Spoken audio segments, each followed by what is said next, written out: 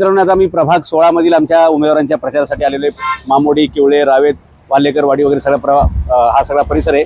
16 मध्ये आमचे उमेदवार आहेत सनई छत्रपती शासन पक्षाचे अधिकृत सचिन सिद्धे आणि राजेश वटकर. पुस्तक या चिन्हावरती उभे आहेत. आपण मस्तक चालवायचे आणि पुस्तक निवडायचे. सुशिक्षित लोकांना राजकारणामध्ये येता आलं पाहिजे, त्यासाठी आम्ही हा प्लॅटफॉर्म तयार केला आहे. सनई छत्रपती शासन पक्षाची ही भूमिका ज्यांना खूप आवडली ते आदित्य भोंडवे माझ्यासोबत आहेत. आदित्यने स्वतः सुद्धा फॉर्म भरला होता, परंतु काय कारणास्तव त्यांनी निवडणुकीच्या रिंगणातून माघार घेतली. परंतु आदित्य भोंडवे हा एक तरुण उद्योजक आहे, गाडा मालक पण आहे. शिवाय शिवाजी महाराज, संभाजी महाराजांच्या चरित्रावर खूप मोठं प्रेम करणारा हा पोरगा आहे.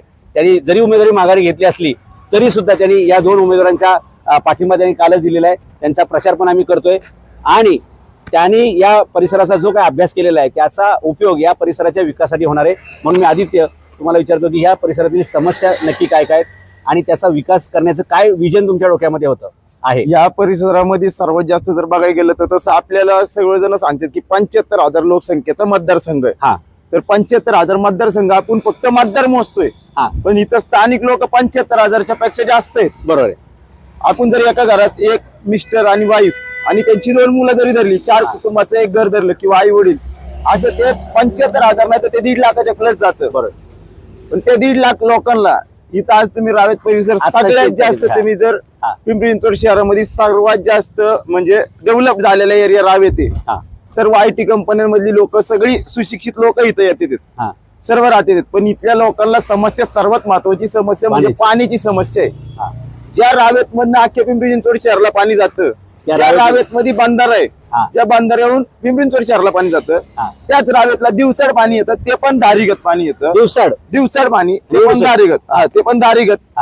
एका सोसायटीला 4 कनेक्शन घ्यावं लागते, तरी सुद्धा पाण्याची टाकी भरत नाही. पाण्याची टाकी भरत नाही. त्याच्यानंतर टँकर चालू आहेत, टँकरवाले पोट भरतात. टँकर कोणाचे? त्यांच्या आतलेच शाळा सगळ्यांची. त्याचं काही नाही, ते टँकरचं तर ते विषय वेगळा राहिला. पाणी सगळ्यात महत्वाचा प्रश्न आहे की पाणी इथं भेटलं पाहिजे.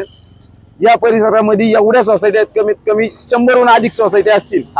त्या सोसायट्यांना कमीत कमी ह्या अशा 4 टाक्यांनी काही होणार नाही. कमीत कमी 10 ते 15 टाक्या इथं पाहिजेत.